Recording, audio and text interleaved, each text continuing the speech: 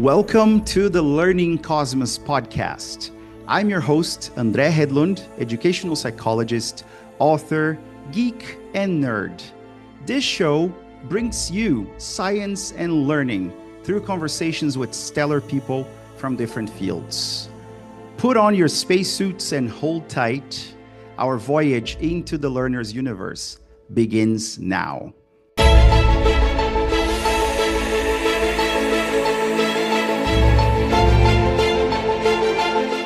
Welcome, folks, to another episode of the Learning Cosmos podcast. I'm really honored to have you, Nidhi Sachdeva, here on the show. Thank you so much for accepting my invitation. Thank you, Andre. Am I saying your name okay?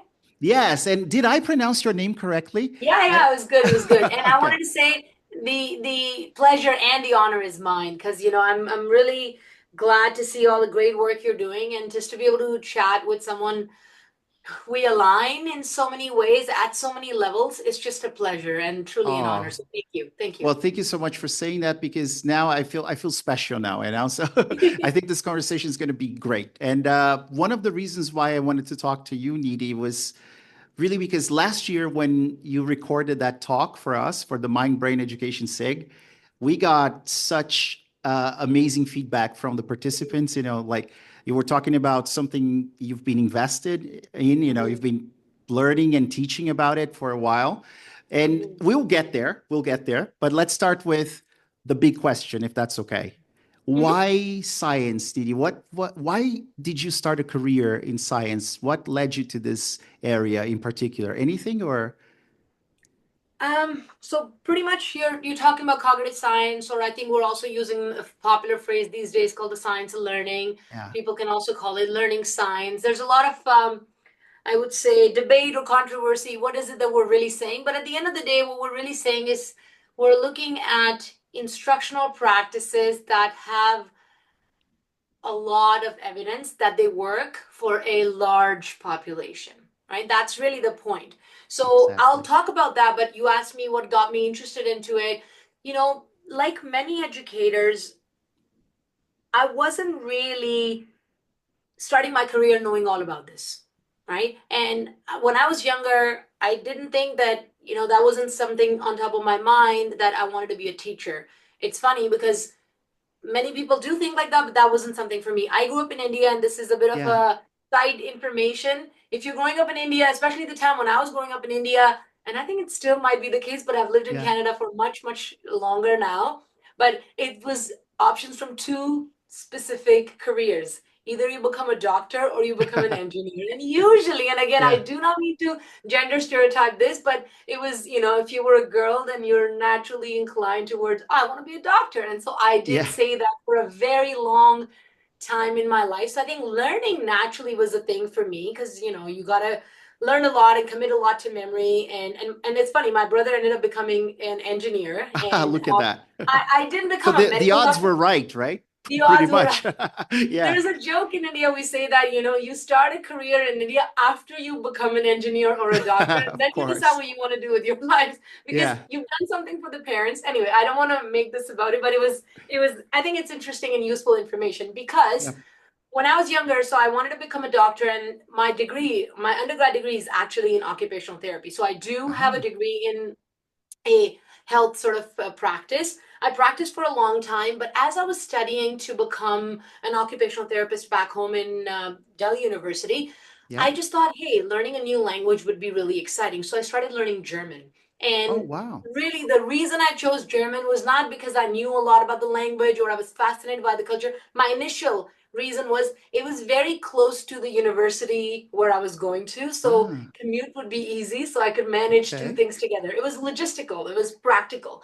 But after doing that first semester, while also continuing my occupational therapy degree, Yeah. I kind of fell in love with the language. And then I later realized, which I can articulate now, I didn't know it at the time, this was back in 2000, Yeah. that I actually fell in love with the way I was learning. It was Ah, okay. different. It was Yeah. so different. And I had not learned like that other subjects in school. And that's what really excited me about learning. So I continued. And of course, I needed to continue and finish my degree, which I did. And I became quite fluent in about 3.5, 4 years in German, to the point that they asked me if I wanted to do a teacher training to become a Uh-huh. German teacher. And you Okay. imagine you're in your sort of, early career of your life and you're still trying to figure out. And then they dropped in a sentence, "Oh, do you want to go to Germany to do that?" And I'm like, Wow. yes. Seriously, that's So amazing. Yeah. that's how I became a teacher, really at a Okay. crossroad where I thought taking a break from my healthcare practice or learning. Um, and So here's you another so you interesting became a thing. German teacher. I became a German teacher Wow, first. Yeah, that's I yeah. didn't know we have that in common. Ich habe ein paar Klassen auf Deutsch gegeben auch, yeah. I can speak Ah, German hast du, too. Nina? Yeah. Hast du? Oh, das ist schön. Yeah. So, Yeah. yeah, Sehr the toll. listeners Yeah, sehr have to toll. translate. Yeah, we'll we'll we'll So, we'll leave that to AI. AI will have to yeah. translate that part of the podcast, okay? Yes. So I became a German teacher, but Yeah. this is another thing I want to mention here is that in India, when you're getting into a medical or any kind of like professional degree, Yeah. like in Canada, first you do an undergrad and then you go to med school. But in India, you go to med school right after grade 12. So what happened Yeah. was I was really young emotionally to be in a clinical setting and hospital environment is quite overwhelming for a very young person. So when somebody told me, "Hey, you speak really good German and you want to go to Germany and you could do a teacher training and a part of that would be in a different city in India and then you get to go to Sure. Munich," I instantly said yes. And so I Yeah. did that. And I thought, you know what? I finished my degree, I can come back to it and I'll see what happens. But of course, the path took me much further into my teaching and language learning and linguistics. That's really my journey into Yeah. language learning. But when I did the teacher training, and this is the reason I was saying it, that I started, like many educators, not explicitly learning about cognitive science, not explicitly learning about how the brain or the humans learn, but what made sense. And that made sense to me because I'd learned like that. And so that became my entire journey. Long story short, eventually I came to Canada. I did a master's in linguistics, continued Oh, teaching really? to Okay. ESL students. Yeah, because of my language connection, I came to Canada. Well, I came to Canada for reasons of love, but I also Sure. did a degree over here. Yeah. And I have been teaching international students, ESL students, for many years now. So since 2009, I've been teaching international students in Canada, and I can relate with their challenges and stuff. But it was not until 2020 that I'm going to show you the book. It's in my hand right here. Okay. Oh, That this book, yes, I know this you one. know Yeah, this this is a book, great one. How Yeah. Learning Happens by my dear Yeah. friends Paul Kirschner and Carl Kirschner, Hendrick, Carl Hendrick. Yeah, was handed definitely. to me by my Yeah. other dear friend, Jim Hewitt. Yeah. And the situation was interesting.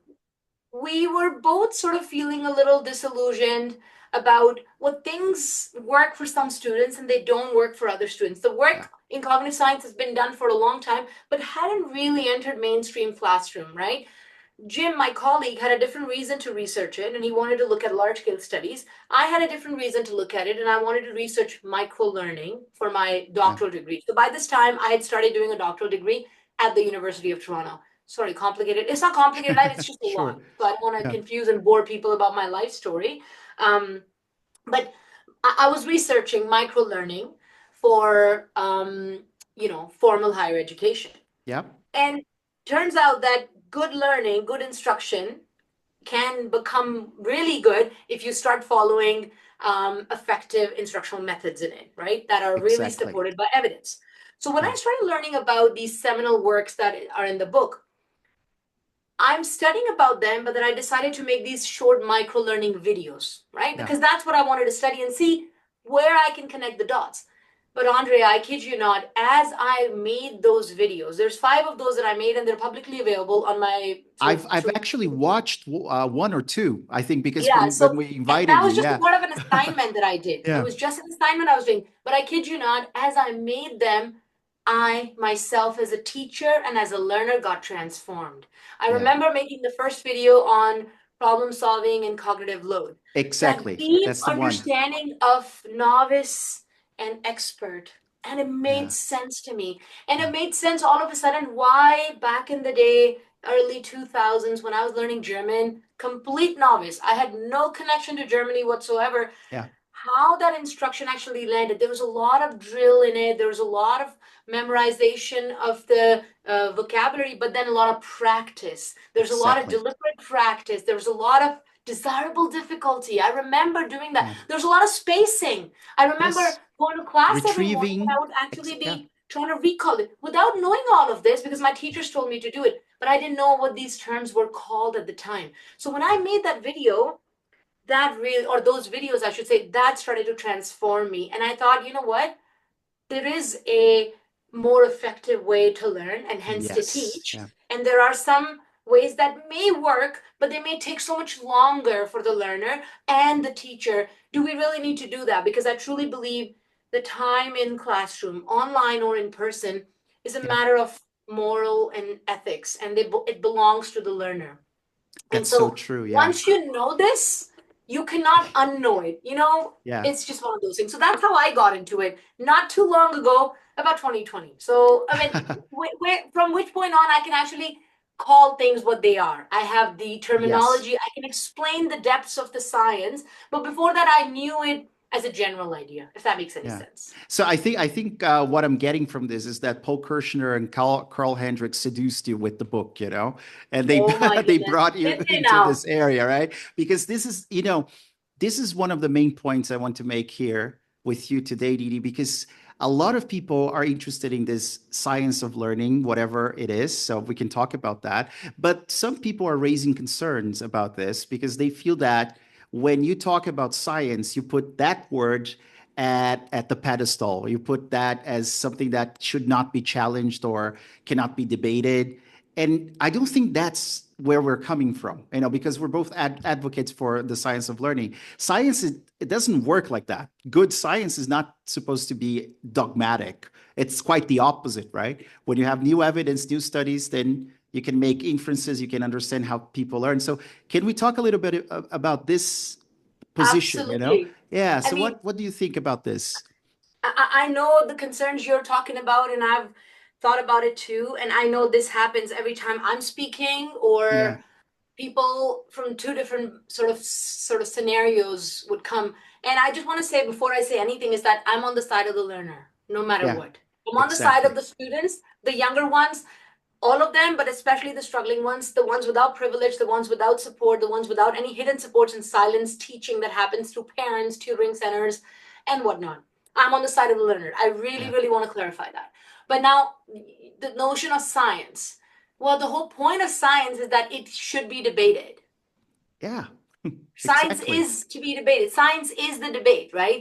Yeah. And it's not that we should put science on the pedestal. It's that evidence that comes out. But then the better evidence comes out, then Yeah. we should just consider that. And that's science. That's what a scientist should be doing, always searching for the better way to learn. And I know the words like effective and things like that can be challenged quite often, but I would say, well, what's wrong with effective? We want to, we use Yeah. Google Maps and put that in our car when we have to go from point A to B. Even though people know how to get to a point, still they now use Google Maps. I mean, that's a conversation about AI, but they want to know where there is less traffic so they can be fast reaching to that point. Now, Exactly. why don't we want learners to reach that knowledge point so they can be more creative with that knowledge? Why shouldn't we do that? Yeah. Because the ones with the privilege will reach that point faster. The ones with support from their parents, from tutoring centers, as I said, from knowledge that they receive from different angles, why shouldn't we? So the point about Yeah. science is not so much that we're going to stop debating. The point about science is that we're going to debate and find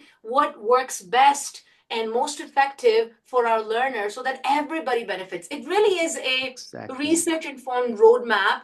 I mean, within the context of science of learning, I would say, or cognitive science, is a Yeah. roadmap for how people actually learn. And if we can understand that, then we can actually design our instruction better. If we know what's happening in the minds of our learners, what are they Yeah. thinking about, what they don't know, wouldn't we want to know that as an instructor so Of we can course. support them?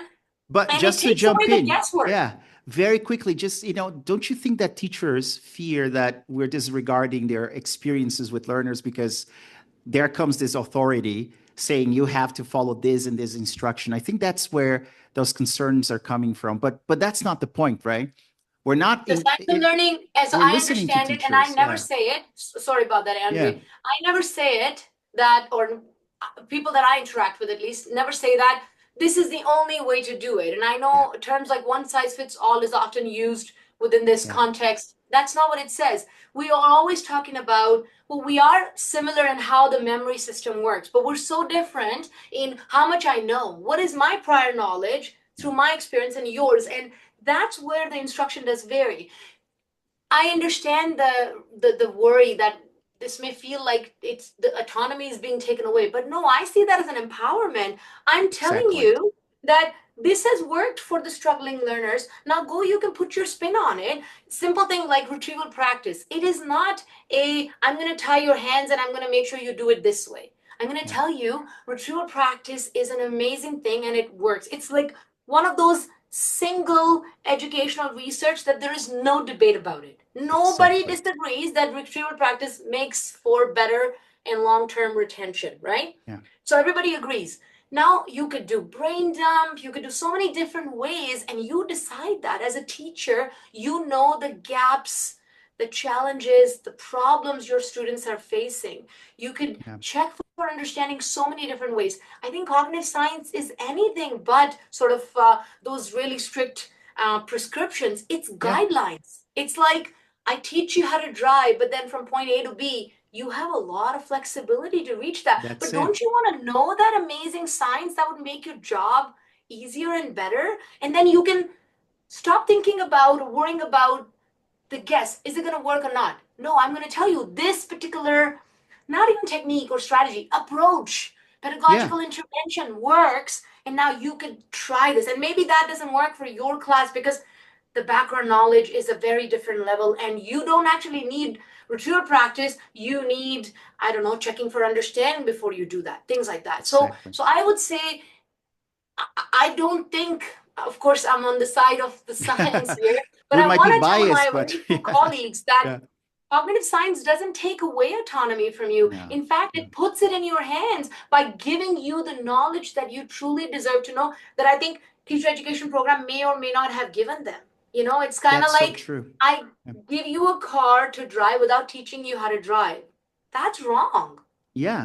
And that can actually harm students more than, Yes. there's something that I love that I read from Tracy Tokuhama Espinosa's book. And she says that the number one rule should be do no harm. And she actually categorizes things into principles. They are universal for all brains. Every brain needs attention to learn. But then what gets you to pay more attention than that person? Those are tenets. Those are Yeah. more individualized, and then they inform instructional guidelines. So again, it's not to stand inside the classroom and remove the teacher from this equation. It's actually to give the teacher more ideas as to how students actually learn so that they can make decisions based on those principles and tenets, right? Yeah. Yeah. That's so, yeah. And I agree 100%. And I think yeah, exactly, and this is something, as I said, I want to remind my absolutely wonderful colleagues out there. Teaching is, and you know it, teaching is yeah. such hard work Oh, already. yes, yes.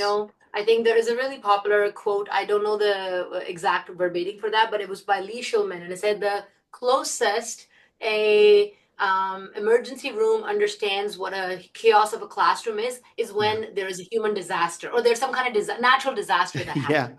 Yeah. That's how difficult it is. Now, a teacher is managing so many things online, in person, younger learners, adult learners. So much is going Yeah. on. You're dealing with a lot of that uncertainty that arises on an ongoing basis.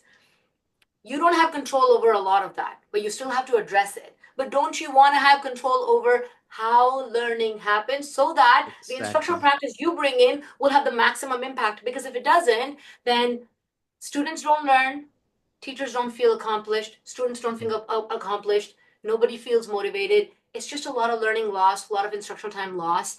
And Yeah. yeah, it's the tenets, it's the guidelines that I think can actually give you more autonomy rather than take it away from you. It's not Exactly. prescriptive, it's not strict, it's learn how learning happens and design your instruction like that. But Yeah. it's not a set of rules. It is not. It No. is really a set of guidelines. Guide. I went to Nepal Yeah. many years ago and we had a Sherpa, a guide, who could Yep. walk us through those crazy paths, and they all look like they would take you Yeah, somewhere, but not everything did. And that was my guide who told me, no, we go this way so you can get to that point, right? And exactly. I needed that. I did not want to get lost. Mountains are But I'm sure if you wanted to take a chance and then just go figure out stuff on your own, you could do it, right? He was not yeah, imposing no. that you have to take this, right? That's how it Not in works. Nepal. But yeah, in certain Yeah, scenarios, it's okay to do it. But yeah, I know. And yeah, I would consider instruction time for learners like that. Here's the thing. If you're yeah, teaching younger learners from K to 8 or 12 or whatever, how yeah, many times you tell me do they get to do grade 8?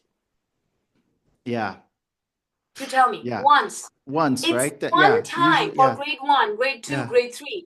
yeah, Once. And they need to be able to learn something, to be able to do something that they're going to do in the next grade. yeah. Why? Because It what you adds gain up. Yeah, today in yeah, class as your new knowledge becomes your prior knowledge, your background yeah, knowledge for the next thing. Knowledge builds upon itself, right? exactly.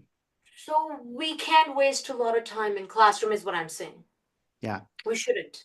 We shouldn't. And I think what teachers are concerned with is that maybe there's one study that proves something, and I don't think they get how science works. I think, yeah, there are studies coming out, every month basically about different aspects of cognitive psychology, neuroscience, but many of those studies are actually based on quite robust concepts that we've been studying for a century or more. Like, if you think about different working memory models, go back to Atkinson and Shiffrin and Crack and Lockhart, Badley, those are actually quite robust principles that we've known for a while. So it's really based on that. It's not this study came out and then it changed the views on memory. No, it's actually building upon that, right, Nidhi? Yeah. So Yeah, I will say this, and I was just recently having a conversation and a presentation to a bunch of school leaders. And this yeah, is sort of part of my presentation was that, well, we could be talking about something else also, but why are we talking about science and learning or yeah, cognitive science or evidence-informed practices? It's because it comprises of robust theories of teaching and learning that are supported by rigorous and relevant research evidence. And I'm yeah, going to try to get folks to visualize it, and feel free to share a visual of that. You know what I'm going to talk about. It's yeah, this notion of hierarchy of evidence, thinking about that pyramid. At the bottom of that pyramid usually sits things like background information or expert opinions. And then we have case studies, case control studies, yeah, cohort studies. And the more you go onto that, and I'm not talking about the learning pyramid, by the way, yeah. the more No, you go that's a on myth. top of the Yeah, pyramid of hierarchy of evidence, um, on the top is usually things like randomized controlled trials, and even more yeah, on top are things like systematic reviews, meta-analyses, right? Now, these are exactly. very robust studies, and many of the principles, most of the principles, and that is why they become the science of learning principles or cognitive science principles, that Yeah, working memory is limited. We've known about this since 1950s, and it has been exactly. tested and replicated. I can do a test right now with your listeners, and they'll understand working memory limitations are real. Yeah, You know what I'm saying? So if I said, for definitely. example, try to alphabetize days of the week, and don't look it up, don't write it down. Most Yeah, people can do it in a certain amount of time. And then yeah, I switch it and I say, okay, now do the same for months of the year. All of a yeah, sudden, I've moved from 7 elements, yeah. which is hard in itself, to 12, and people 12. can't do it. Working memory limitations are real. We've known about this. So, what Yes. sets apart science for learning guidelines and principles that we talk about, those undisputable principles, is the robustness of these studies and how long Yeah, we've known them. And I would say, let's say a new study does come out and people say, hey, but look, it's challenging what we've been believing in. Then I'm going to say what yeah, Daniel Willingham says: one study is just one study. You yeah, got to replicate it, and then again, and then yeah. again, and then do a meta analysis and really then say, Exactly. oh, Yeah, it's still showing that. And that's what we know from retrieval practice. That's what we know from perfect. spacing. That's what we know from cognitive load, that when it gets overloaded, people don't learn. It is not Yeah. from just one mind coming up. It No, is replicated. Same thing with the studies about knowledge. The baseball study is very popular that shows the importance of knowledge, right? perfect. Um, Yeah, please do link sort of for the listeners if they don't know about the baseball study, but many people have talked yeah, about it. Basically, what it talks about is that readers who have more knowledge about baseball, but even though they were not as good of readers, did much better then the ones who were great readers, like competency wise, but did Exactly. not have knowledge. That study has been replicated Yeah, so many times with the same results. And that's the kind of stuff that sets apart science and learning. It's that's its true. robustness of it. It's not just Yeah. coming from one person's mind and saying, well, let's just do it this way. But it's something, Yeah. and I challenge people for those who worry about that this may be a dogmatic thing. It is not. I challenge that the challenge that's being brought to you, well, Yeah. why don't we look at that first and say, how strong is it? I want to know it. Because I started by saying that a true scientist is open to both sides. How are we going to be critical thinkers otherwise? That's Because so as I said, true. I'm Yeah. on the side of the learner. You come up with something new and you say it's going to work. Yeah. I have to know how long have we known about it? How Yeah. much of studies have been done? Randomized control trials. Is it long? I mean, it's the same thing as Yeah. any claim being made for AI. How long have we known it Exactly, for? exactly. 3 years. Carl Sagan had a quote about this. I think he said extraordinary claims require extraordinary evidence.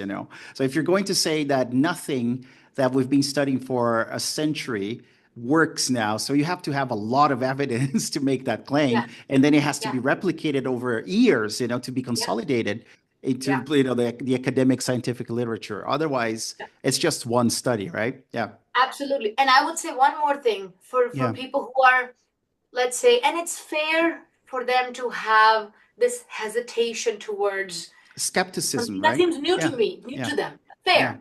But let's just learn about it. That's what I did. I just yeah, learned about it. And then, as I said, once you see it, you can't unsee something that shows, oh, 15,000 students and the lowest sort of struggling ones benefited the yeah, most when explicit instruction was given to them. For example, I'm yeah, just, pulling a story in my head. I think it's a study by Anderson and Anderson.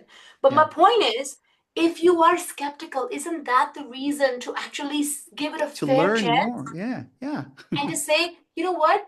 There's a group of people, my wonderful colleagues, who seem to know what they're talking about. I don't have to agree with them, yeah. but can I not? Isn't that what a true scholar, true researcher, and a practitioner should also do? I love this notion of reflective practice, right? Like, reflect on Perfect. the practice. Yeah, Here's the other thing, in your heart of heart, in your classroom, something you've been doing is not working for a majority of students. If yeah, you know how Rosenshine said, if you're at any given time, instruction has successfully landed for 80% of the class, then instruction is good. And if it is not, it's not the problem with the students. It's obviously the reason of the instruction. We need to yeah, fix, we need to tweak our instruction.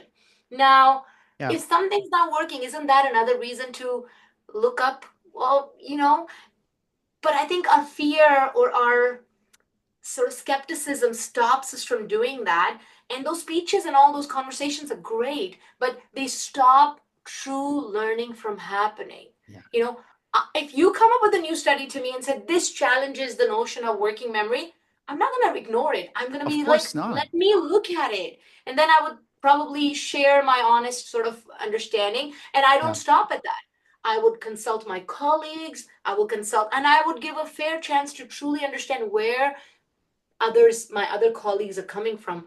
That exactly. is the discourse that we need to have. Because That's again, what if we are all science on the side does, of the right? learner, Yeah, yeah. then we're all doing the right thing, right? We should be. Yes, yes, that's what Yeah. we're doing. And since we've covered that, I want to focus now on, so what does seem to work based on the research you've been doing as a scientist, as a learning scientist. I mean, you delivered an amazing talk about microlearning. You talked about some principles of instructions, and then you've mentioned a couple of universal principles of learning, like cognitive load theory, retrieval practice, and everything that derives from that knowledge, right? So, what can you tell us, Nidhi? We're all eager teachers to you know work Mm, on our practice, rethink what we're doing to help our students, especially the struggling ones. So, mm. what are those things that we can do in class to help those students? Yeah, such a fantastic question. And I do want to start by briefly apologizing for dropping the big words without actually explaining them. But you know how Don't worry, there's I'll link them to the thank you, definitions. thank Okay, you. don't worry. Yes. But I want my listeners and our listeners, Andre, to know that Yeah. that is exactly what we shouldn't be doing. So I will, You're accept it. overloading their Yeah, I working don't want to memory. do Yeah. it. And that is the Yeah. first principle, Yeah. understanding the memory systems. Yeah. Understanding the memory systems. I think John Sweller has said it very, very beautifully. Yeah. Without an understanding of the human cognitive architecture, instruction is blind. Human cognitive architecture built on, you said a bunch of names earlier and you mentioned the name Baddeley. I actually was in a recent discussion in a Zoom call with Baddeley, and I Wow. couldn't Yeah. keep I know. That's amazing. You know. Yeah. And then you said, we've known about this for a while, and I think Alan Baddeley said that he did his PhD somewhere in the 50s or something, and that just I puts think things in so. perspective. And this is a guy who Yeah. developed the way we understand the memory Working systems now. memory. Yeah. I mean, Choice of it word, was working published in memory. the early 70s or something like that, right? And then of course he Right. went back to it in 2000 something, right? Yes, That's that's amazing. right. Yeah. But even the way we use working memories, because people Yeah. probably have heard of the word short-term memory, but they realize that working short-term memory is not just like a waiting room. It's Yeah. actually doing something. The information is doing something. So, okay, I'm going to take a step back and say, for teachers to understand Yeah. sort of how learning happens is an essential starting point for how teaching should happen. Yeah. And where does it begin? In my mind, I teach in the teacher education program, and I happen to teach the course, not happen to, Jim and I designed it, so I teach that Yeah. course called the Science of Learning. And in that course, we truly begin this course with the information processing model, understanding Perfect. that information falls into our memory system through our senses, primarily, not only, but primarily through auditory and visual channels, right? Exactly. You see Yeah. things around and you listen to this. This is exactly what happens in a lecture, in a classroom setting, also for a learner. They see what the teacher is writing or showing, and they listen to the text that is coming out of, the teacher's mouth, or maybe words written around them. Yeah. And when they come into the sensory system, if we have paid enough attention to that, they land in a system called what Baddeley called working memory, right? Perfect. And Yeah. working memory is kind of like this in between of our sensory system, which allowed for the knowledge to enter, and the bottom part of it, well, I call it the bottom part because I'm visualizing it as an advanced organizer I use in my course, which Yeah. is sensory memory, working memory, and the goal, which is long-term memory. Exactly. We want to commit information, knowledge to long-term memory. Why? Because when something sits in our long-term memory, we can quickly recall it. So here's an example.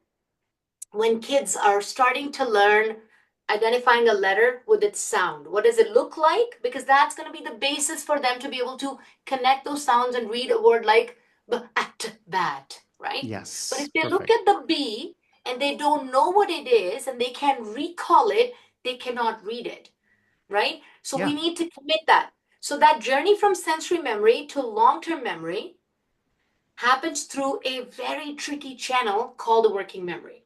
Working Perfect. Yeah. memory is amazing. We need it because it kind of protects us from having to store everything in our brain. You know how sometimes we just forget things? Imagine if we Yeah. remembered everything, would be very sad people. We would.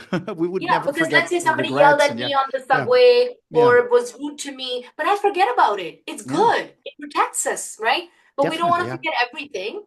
So we pay attention to certain things, and those are the things that manage to pass from working memory to long-term memory. Now, people like George Miller back in 1950s, an American psychologist, people like Baddeley, folks like John Sweller have done tremendous amount of research, not for 1 or 2 years, but this is their entire career, Exactly. and Yeah. they're retired but not It's retired not just one study, it's researchers. it's decades of No. research. Yeah. And what they told us is that working memory is really limited in time and in Yeah. capacity, meaning how long something can stay in the working memory and for how many chunks. And so it's very limited, and it's debatable, but people usually say anywhere from 4 to 7 chunks, Yeah. right? That's why when I said, could you alphabetize days of the week for me, most people can do it with a little bit of thinking. Or if I Yeah. gave you a telephone number to memorize, which has strings of, let's say, I don't know, 427-896. So you could do that, right? 10 Yeah. up to 10, relatively easy. But if I did 5 of those telephone numbers, you'll be like, wait a second. Yeah. That's your You'd be working lost. memory screaming back Yeah. at you.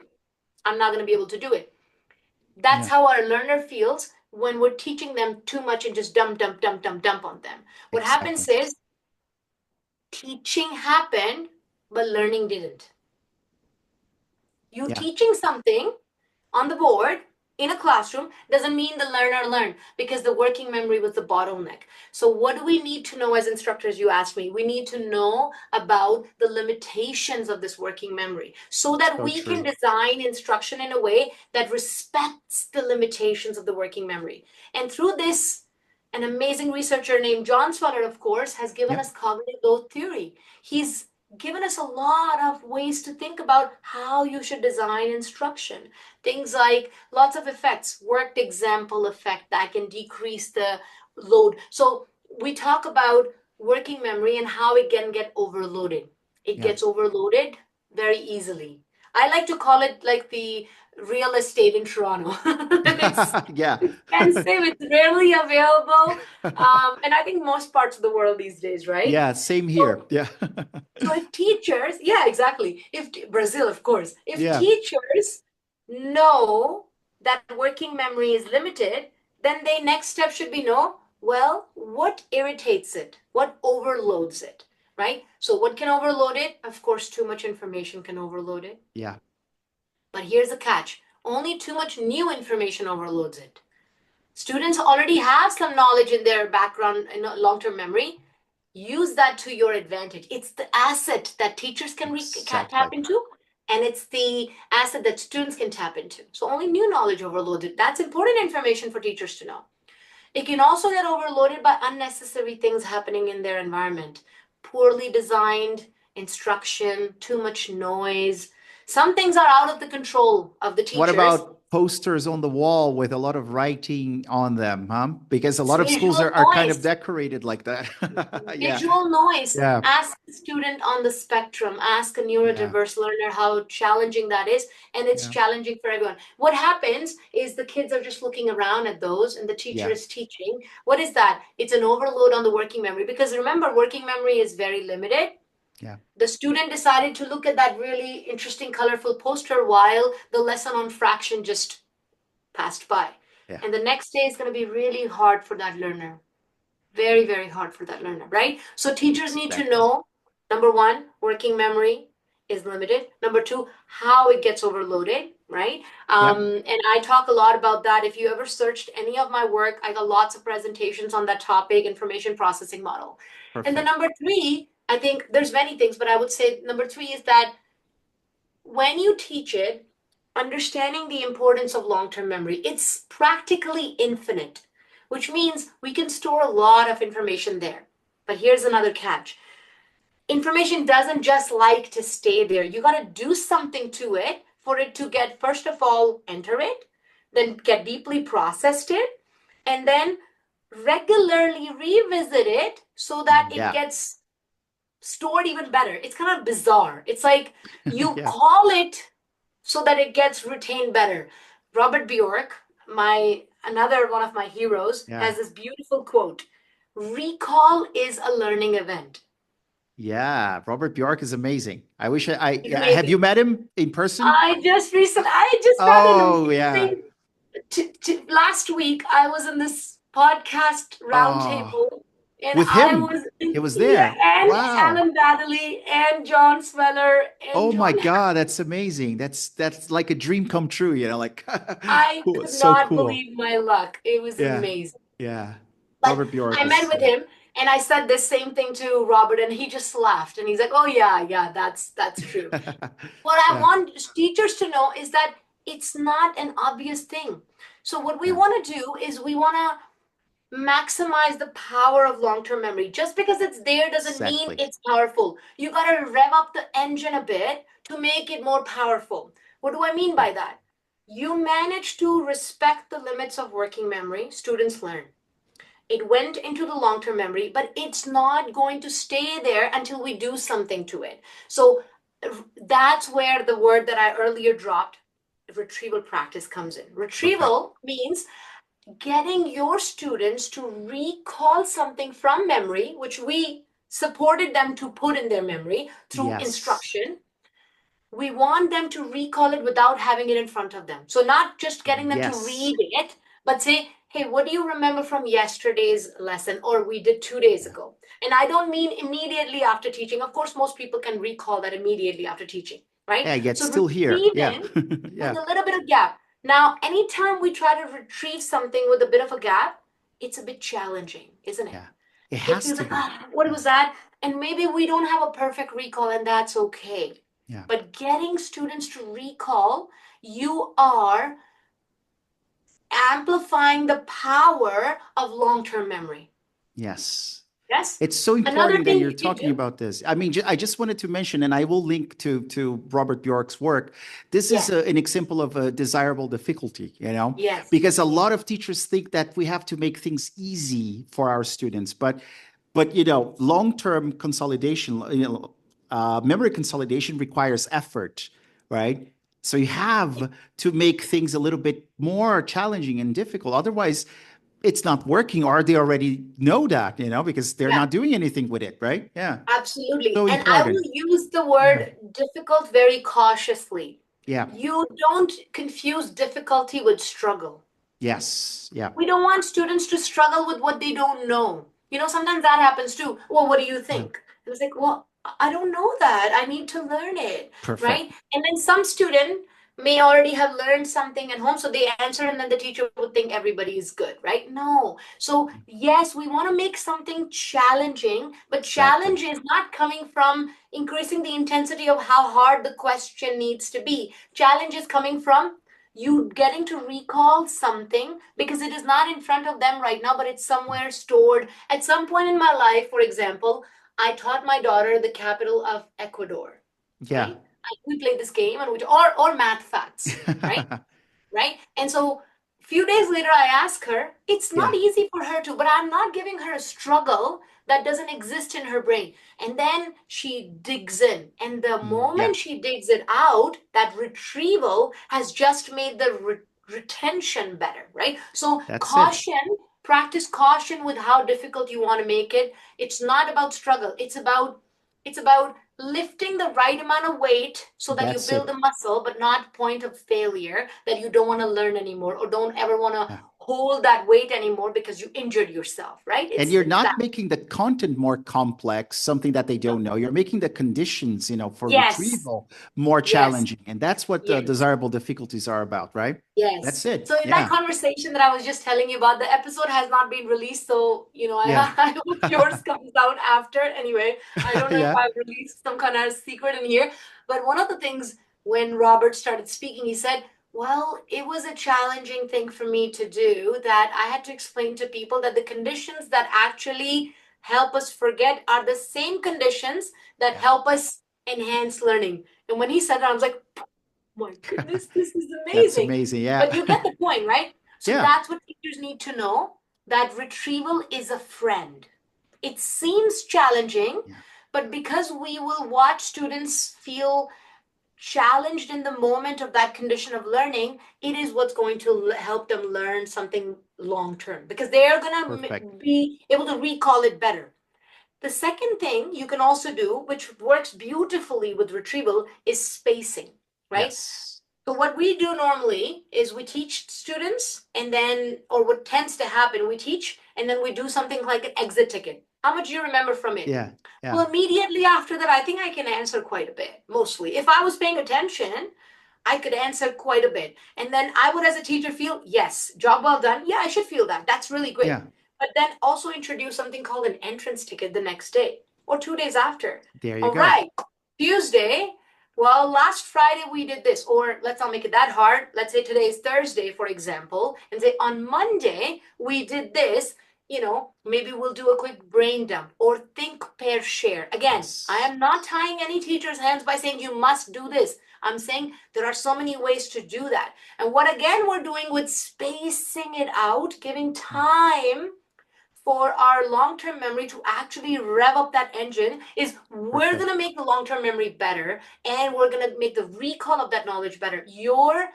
Through that challenging condition of learning, you're empowering your student with knowledge that becomes theirs for so much longer, Yeah. probably forever. And you know what, Didi? I just realized, and I think everybody should realize that teachers are already doing a lot of that, Yes. And Yes. that's the thing. Like you said, I didn't know the names of those principles, and then you learn. And I think that's the idea that I discussed this with Jared last in this the first episode, is that Right. we have to learn the principles so that we can become more empowered and realize that, are we doing this enough? Should we do more of this? Can we Yes. help our students? It's not really telling me or anyone else what to do. You have to do this kind of retrieval practice. No, you have to Yeah. understand why this works, and then you can find out what Yeah. works best for your group, right? Yeah. That's it. Absolutely. Yeah. Absolutely. Now, there's a lot of things that we can go even in more details, but I would say just this is a really solid starting point. Understanding how Yeah. memory works, understanding the limitations of working memory. So I'm doing a recap here for my wonderful, colleagues here, and Yeah. understanding that when you present information in small chunks, then you're respecting the limits of working memory, and then giving a Perfect. chance the long-term memory to be amplified so that you could support the learners, benefiting that knowledge that lives there, right? You're making it Yes. more right at the edge of the door, so whenever they need it, it comes out. That's how we read, that's how we solve math problems. We are going back to those mental frameworks. There's a Yeah. word in cognitive science for it. It's called schema, right? Exactly. Yeah. Anytime I see a question in front of me, a problem in front of me, or somebody says, we need to go to this particular location, what am I doing in my head? I'm thinking and I'm going to the best possible answer, but it lives in my long term memory. The more I recall, the better I know how to get to that point the next time. And then learning of the new knowledge becomes easier. It's kind of like Yeah. it's a very dynamic process. It's not happening in isolation that, okay, we're going to do this and then that's going to happen. No, it's all happening at the same time. That's what makes cognitive science tricky, but also Yeah. very fascinating. You can see it. That's so true. Yeah. And this is why those studies have to be so robust, because I Yes. can't show you that network. I can't. I don't have a scan. Neuroscience may be able to do it, but cognitive science cannot do it. It only does it with evidence. And that's Yes. what makes it so beautiful and powerful, if you think about it, right? So I Yeah. would say those would be some of the really great starting points. There's a lot more. I'm not saying this is an Sure. exhaustive list, Yeah. but and I want to mention something you said beautifully is that you teachers are already, we all teachers, we're already doing so many of these things Yes, we without are. knowing it. But it's time to become that reflective practitioner.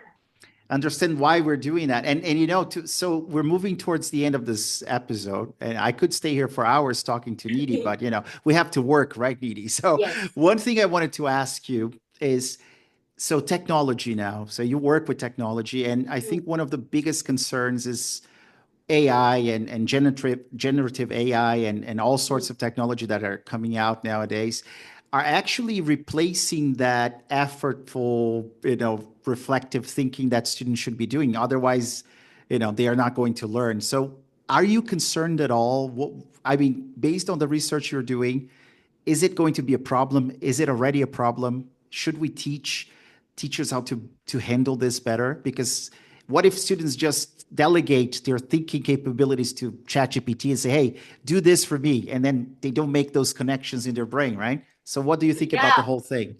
I agree with all of that what you said. And I recently was in Yeah, another roundtable, and again happens to be with Dylan William. We were talking about AI in yeah, education. This was at Research Ed Sweden, and I logged in from Toronto, and Dylan logged in from the US as well. And there were folks in Sweden. We were all in this. We discussed this, and I think it would be great if you wanted to link that conversation. It was a great conversation. definitely. Yeah, But I agree with all of that you said. One of the things that worries me is that I think we know so little and it's moving so fast that I don't know yet. It's still quite confusing for me. Should we teach teachers about it? Absolutely. yeah, I think there are benefits of generative AI that teachers can tap into, and then they can use those benefits to support the students as well. But then we need to also remind them of the dangers that certain level of offloading to generative AI is a good idea. But if generative AI does the thinking for them, then I worry that we've spent millions of years of evolution building the neocortex that we have, the Yeah. intelligence where it lives. I don't want to go back on it. So I think Yeah. we can continue to be, the thinkers that we are, but now we have a tool that can maybe do it with us or faster. The other reason is no matter how much information generative AI has, the only way for us to know if it's right or wrong is by knowing it, by learning about it, by looking at Exactly. all different aspects. Because I actually call generative AI a prompter's pleaser. It will say whatever Yes. you want it to say. I Exactly. will say, oh, I want to design a lesson, and I have different kinds of students like always say, oh, yes, it's a great idea. Yeah. Certainly, here's different ways you could do it, and it aligns with different learning styles. Now, it pleased Aha. me. If I Yeah. don't know learning styles necessarily don't exist, preferences do, but I Yeah. also know if I don't know that teaching to a certain preference does not yield the most effective way of learning for Exactly. students, then I will take that answer from it, right? So I Yep. think for us to be critical consumers, intelligent consumers of knowledge, we need to continue teaching our students. We need to continue teaching them facts and then show them how they can maximize, optimize potentially this tool that is not going anywhere. It's the calculator, but it's a Yeah. very, very advanced calculator that can think, that can write, that can sometimes also do math, I think. Some tools can, Yeah. some can't. He's really Yeah. bad at math so far I've seen. Yeah. But like, I asked her to calculate the LCM the other day. I was working with my daughter and it had the wrong answer. My daughter had the right answer. She's like, Mama, how do you know AI is not wrong? And I said, that's a good point. Then I calculated it myself and I'm like, you're right. Point being, this was a classic example of Yeah. knowing and believing in her own answer. She said, I went through the entirety of the steps and I know this is right. She's 10 years old. Wow, that's amazing. Yeah. So I think we And it's a need good to, example. Yeah. yeah, we need to AI hallucinates too, right? Yeah. yes. So Yeah. I think our knowledge should remain important. But at Yes. the same time, we need to understand how we can use this technology, when to use it, when not to use it, when it would actually interfere in our essential ways of thinking and things like that. And all of this is really new, Andre. I don't have all Yeah. the answers. I'm Yeah. literally just like everybody else watching it, but it is moving really, really fast. And every time I go, I personally sometimes feel a bit of generative AI fatigue in terms of discussion. So sometimes I just want to have a different discussion. You know what I'm saying? Yeah, Because definitely. Yeah. it doesn't matter. I'll go to X or LinkedIn or whatever, it's going to be there and I'll probably learn a thing or two about it. But I think technology is here. It's not going anywhere. Neither is Yeah. generative AI. And we need to continue building knowledge. I am on the side of the knowledge for learners. And I think Yes. a knowledgeable learner will use generative AI way more smartly than an learner with less knowledge or no knowledge, That's if yeah. that makes any Prior sense. knowledge. That would be Definitely. Yeah. my thing to say today. Wonderful. Now, I have two last questions for you, and it's for us to geek out a little bit because, Mm. I don't know if it's the case for everyone, but I got into science and neuroscience and cognitive psychology because I was a major geek. I still am, actually. And I like, like when I was like a kid growing up, I used to read dystopian novels and things like that, watch sci-fi. Do you have anything like that, Needy? Are you a geek? Do you watch sci-fi series or fantasy movies or whatever? Do you like different novels? So tell me, what are your favorites? Yeah, like it all, definitely, but Okay. not a big geek on it. Okay.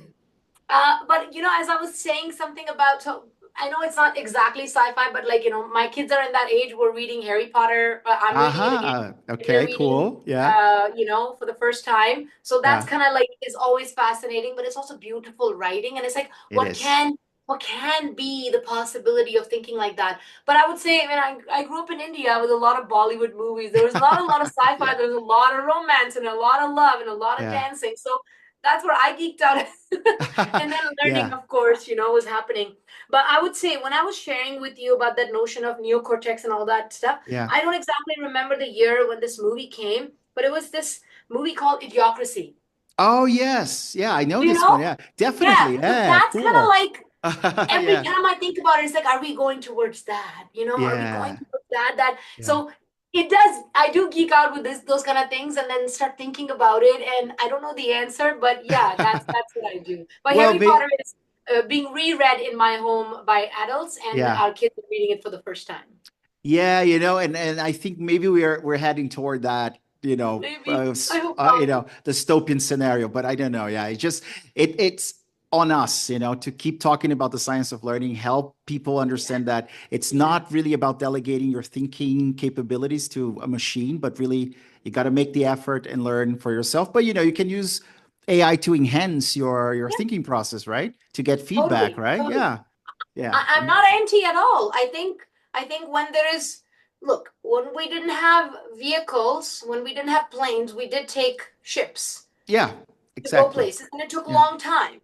My dad Yeah. was in merchant navy, and we wouldn't hear from him for 2 months because he was Yeah. in the middle of Pacific Ocean going to Australia, and Yeah. the letter would come 3 months even after that because letter cannot fly because that Yeah. was happening at the time. But now we have these tools, so we go to places faster, but we still Definitely. need Yeah. knowledge to be able to build those kind of things, right? So I always say we need to remind learners that knowledge is beautiful. And when you have Beautiful. that, it really is beautiful. It's fascinating, Yes. right? And awe-inspiring. Just being able to understand. I mean, I haven't been to Brazil, but I've been in South Yeah, you America have to to come. You're Patagonia. invited. I Okay. have to come, Yes. absolutely. My husband has been there and he loves it. He loved it Yeah. there. But I've been to Patagonia, and when you understand, oh, this is how it was built, or when you Yeah. start understanding the history of our planet, Pangea, and I talk to my Yeah. kids about it, it's awe-inspiring. We Yeah. learn It's from all awesome. that, right? Yeah. So, yeah, I think we need to continue to geek out on that and Yeah. So remind you're students you're not a, just, a nerd. You're a major yeah, nerd, not so much of a geek, but definitely a nerd. Yeah. You yeah, yeah, like totally. geography, history, science. Okay, cool. And thankfully, Yeah. thankfully, the word nerd is not so derogatory anymore. It's almost like people Right. use it as a compliment. But there was a time when it was a Yeah. derogatory term. You know that, right? I But think Bill I Gates always changed say, that. He said something, yeah, chances are you're going to work for some nerd someday. He was the one who yeah, said it. Yeah. yes, exactly. And nerd Yeah. without glasses, by the way, the stereotyped one. Exactly. Well, Nidhi, thank you so much for such an amazing talk. I think everybody learned a lot. Do you have any I final hope so. message for teachers there, about the science of learning? And please, where can people find you? Tell them about your social media projects. Sure. The Yeah. floor is First of yours. all, thank you for inviting me. I loved this conversation. I felt that it was really lighthearted, and I felt that I could be myself and just share, not just reading out from something. It was just genuine sort of sharing of conversation with you and ideas and thoughts, and something that I think we both understand really well. What I want to say to the teachers is that if you are skeptical about what science of learning sort of advocates are saying, I think you're right to be skeptical about, but my invitation would be to learn about it. Just learn about it and see it for yourself, and then try it in your class, and then see that ritual practice will make more learners learn better than not. Isn't that what we're trying to do? That's really what we're Yeah. trying to do. So please be skeptical, but be open to learning. Skepticism shouldn't stop at that. Please be open to learning, and I'm happy to share whatever I know. And that takes me to where you can find me. I actually co-write a Substack with my dear friend Jim Hewitt Yeah. from the University of Toronto. It's called Science of Learning. It's will probably be linked. It's quite easy to find. It's globally read. Simple thing Jim and I do. It is not opinion based. What we do is we look at an educational research piece of writing, and then we write about it in the form of an edu snippet, or simplify the content of it, and we write, what does it mean, this particular research that just came out, let's say about worked example effect or something like that, what does it mean for your classroom practice? So we write about that. So I invite you to read that. And I also do post a fair amount on my LinkedIn space, so feel free to connect the link to that as well. Yeah. And I Will share do. ideas. LinkedIn's not just a networking platform for me. I always believe in giving more than receiving. And so if I write something, if I create a micro lesson, if I create a video, I do always share it with my community, with my members, with teachers, and we talk about it openly like that. And I am always open to a kind, respectable discourse where we all learn and remember that we're all on the side of the learner, not on That's so opposite true. sides. Wonderful. Thank you so much, Nidhi. It was amazing. And thank you, everyone, for listening. And stay tuned for more episodes of the Learning Cosmos podcast. So thank you. Bye bye, everyone. Thank you, Nidhi. Thanks, Andre. You're doing amazing work. Congratulations on this podcast and keep doing what you're doing because people need to hear your voice a lot more. So thank you. Thank you so much.